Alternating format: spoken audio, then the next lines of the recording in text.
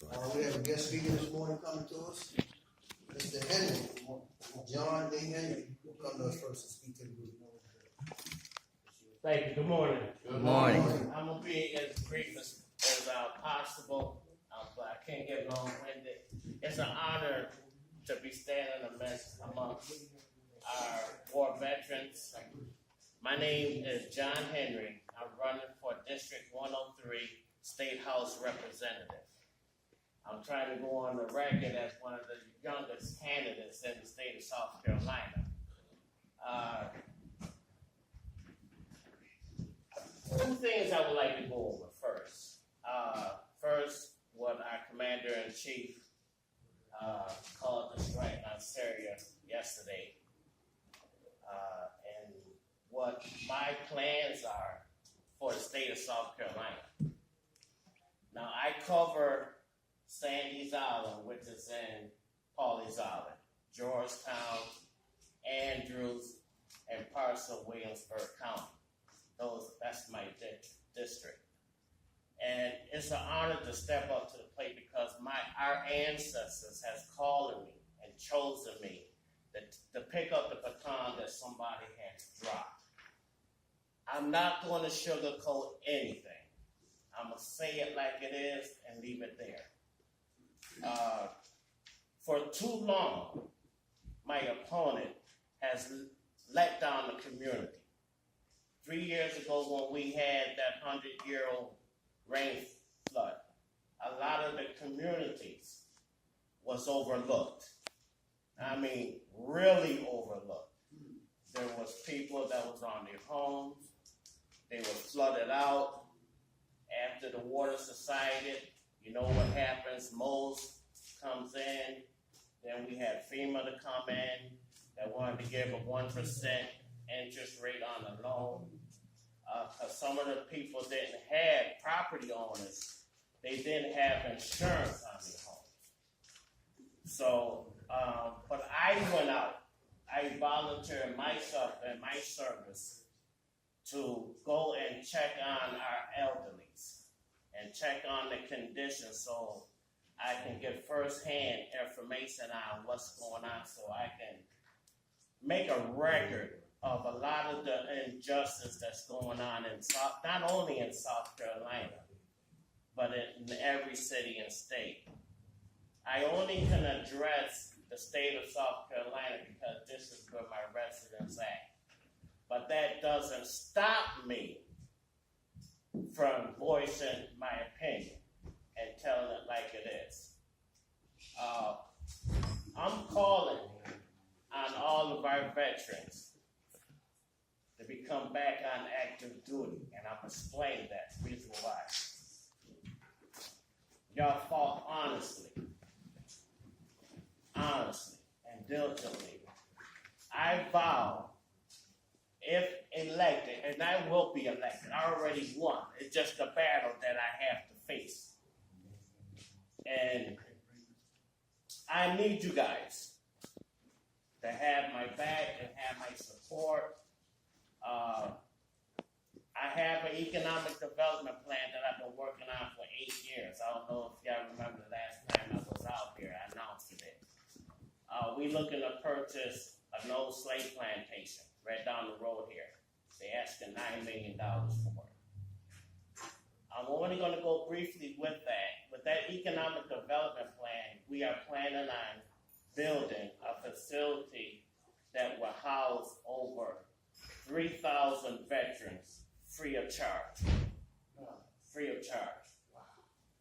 It is time now that y'all get the rewards that you should have gotten long time ago.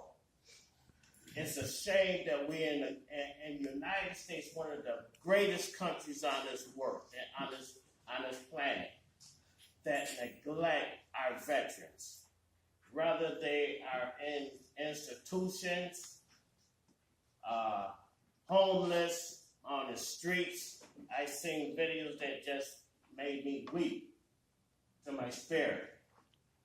And that's senseless. If there's going to be a change, and change comes with sacrifice and some pain, that's real change. I ain't just saying the word for it just to be a word. I stand on that word because I'm changing every day. And it's pain and the struggle to keep trying to make sure that justice is here, and it's not only in the state of South Carolina, but around the world. The reason why I'm calling you back to duty, and I'll be running a campaign pretty soon on this as well, given permission of the commander, giving me the okay on it, and I'm pretty sure he will, because once he sees the whole program, then I know he's going to go forward with the economic development plan.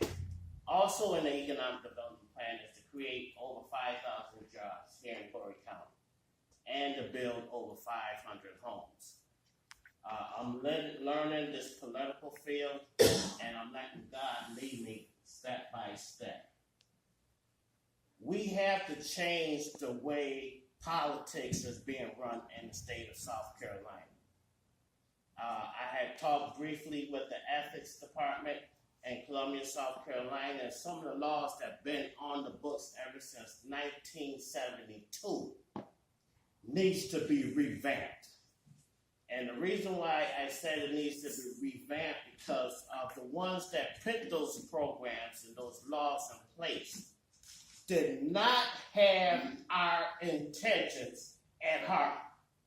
Because if they did, our low country veterans wouldn't have to endure a lot of things that they have to endure. Can I get an amen on that? Amen.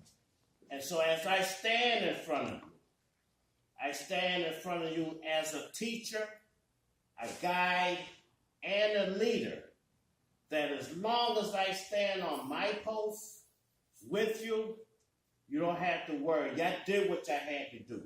I'm a young warrior, and I will be going to bat with every candidate, every politician, Republican, Democrat, Independent, Socialist, all of them. We all have to come together and stop debating when it comes down to basic human needs. Too many of the entitlements in South Carolina, speaking as of food stamps, has been cut drastically. And a lot of these things I'm saying from personal experience. I also, to give you a little bit, and I'm going to be a little bit quicker with this, I'm cutting it down. I worked at Georgetown Marine Institute as a behavior modification specialist dealing with troubled youth for 7.5 years. I also volunteered with the Georgetown City Fire Department for 2 years, faithfully, until I see a lot of racism on the force. If I'm coming in to sign in for my duty, and I say good morning to the same ones that I'm supposed to trust to have my back if we have to enter into a fire, and you can't speak to me, that's a problem. So I told the chief about this. I said, I will not enter into a burning building until we all is on the same page. We slept together, we ate together. It's a problem. I wasn't born in South Carolina. I was born in Utica, New York, where I was raised around Italians and Jews. My mother and my parents are from Clarendon County. My grassroots is here, and it's an honor to be here. My great uncle's name is Gilbert Henry from Summerton, South Carolina. He was the one and 6 or 7 other ones at a Baptist church pushed the Board of Education Brown versus Wade segregation for us to enter into classrooms in the same school as a people. That was my great uncle. So I see where I had that warrior spirit and my DNA. My parents were some great people. I called them every day. And in my conclusion, I want to thank you very much for this opportunity to come and speak with you. This will not be my last time. I thank you. Thank you, sir.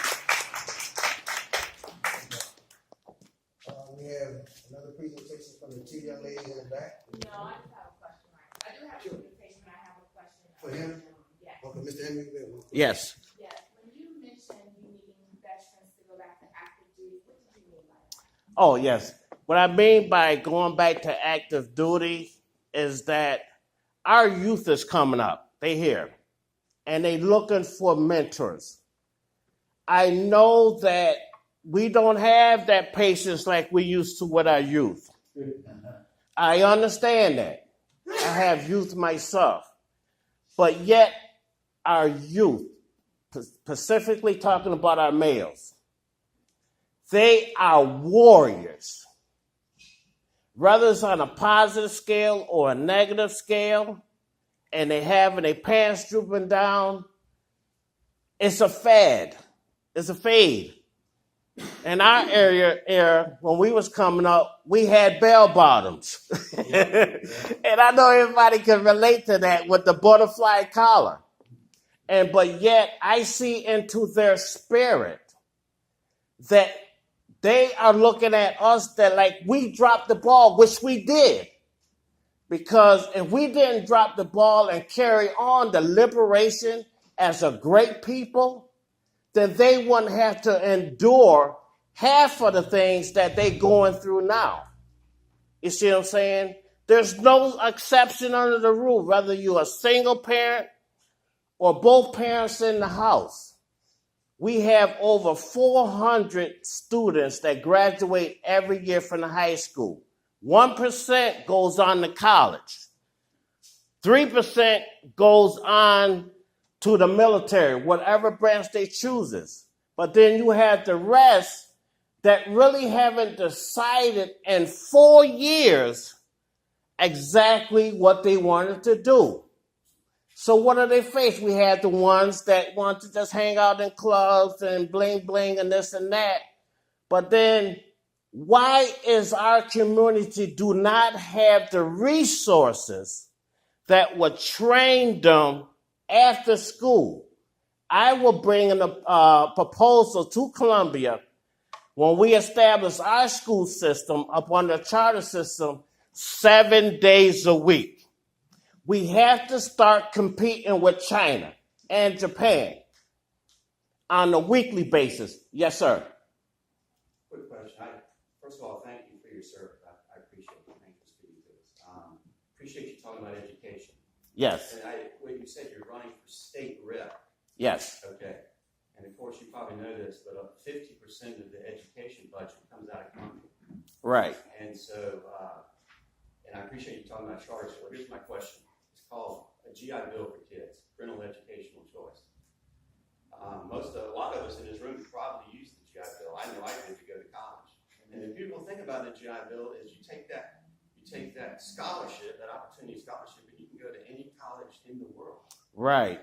Why don't we, as Democrats, Republicans, Independents, veterans, use that same principle for our kids? Because as you probably know, sir, Mr. Henry, in the state of South Carolina, only 50%, less than 50% of African American males, and it's not much better for Hispanic males or white males.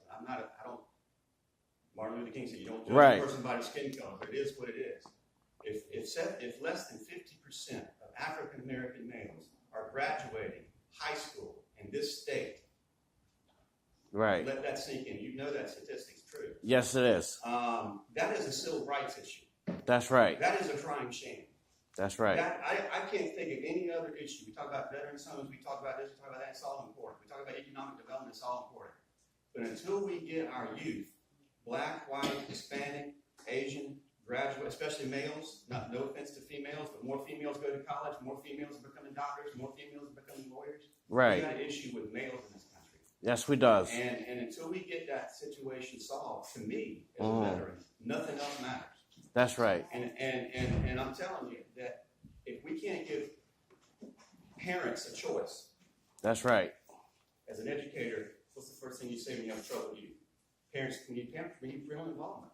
We give the parents the choice. That's right. Give them a tax credit or a GI Bill and let them send their kids to a charter school, to a government school, to a Christian school, to a private school. And that will solve, I'm telling you, that will solve 99% of the problem. It's happening in Florida, it's happening in Ohio, it's happening all over the country. But for some reason in South Carolina, Republicans, Democrats, and pardon my French, with the NAACP. Yes, you're and right. The teachers unions. You're right. Which we don't have teachers unions in South Carolina. We have associations. That's right. They are opposed to giving a white single mother or a black single mother the opportunity to send her kids to the school of her choice. And that is sin.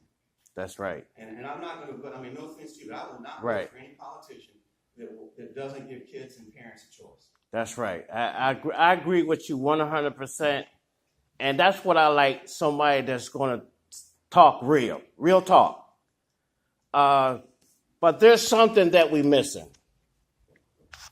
And when I'm in the executive chambers, just like with city council, county council, what goes on in the executive chambers does not go out to the public at all. I breaking that. I'm broken that. There's a program that's going on. After 13 years of research, concrete evidence, there is something that's called depopulation of the earth. Google it when you get a chance. Here in South Carolina, I'm just going to address South Carolina because this is my residence. Population control is here too. This is why we don't really have a real economics in Georgetown. Because they want to keep the population where they can better manage it. And color doesn't have anything to do with it. It never had. That was a race card that we fell victims to, or my grandparents fell victims to, that was put down by these secret societies. We all been played. And I am unraveling a lot of the secrets and a lot of the truth. Every single war from World War I up to this present day as of yesterday was orchestrated by Jesuits. I call them Jesuits. That 1% that has rulership over the 99%. Who I'm speaking about? The Rothschilds, the central bankers. You follow the money, and then you know where the problem's at. But there's too many innocent soldiers going out there, standing up, pledging allegiance to a flag. That up under that flag, so much destruction, death has plagued America, that God is finally saying enough is enough. What is the three elements that sustain human life on this planet? Air, water, and food. If all of those are contaminated, what is our life expectancy on this planet? This is the only planet that I know of we can breathe freely. I say I'm not going to sugarcoat anything. And yes, when I speak with authority, but I'm also a threat. Because one thing, they don't want an educated black man at all. GMOs in the food. You wonder why you got all these diseases, cancer and everything? It's man-made. Man-made. In the water, Flint, Michigan. 5 years in a row. Lead levels so high that you have over 250,000, mostly African Americans, now have issues from the lead. Brain poison. Nobody went to jail. The governor should have went to jail first. Then you trickle it down to the water board and any other candidate there. Still to this day it's going on. Population control. Population control. When you start connecting the dots, then you're going to say, why was I here? Why God put me here? He put you here for a reason. to replenish the earth and make the earth better. That's your only duty. And you don't have to get paid for it. We are connected to the earth and the cosmos and the universe. Everything consists of energy, positive and negative, just like the battery in your car. You got a positive terminal, you got a negative terminal. They both have to coexist with each other. They can't live without each other. Our body is made up of energy. Some call it the soul, and some call it the spirit. But it's energy. It's energy. Get back to your question. I will do my best because I can say I can do this, but if I don't have people backing me, and I'm talking about not the ones that's in Colombia, I'm talking about the citizens. Because that's where the real power is.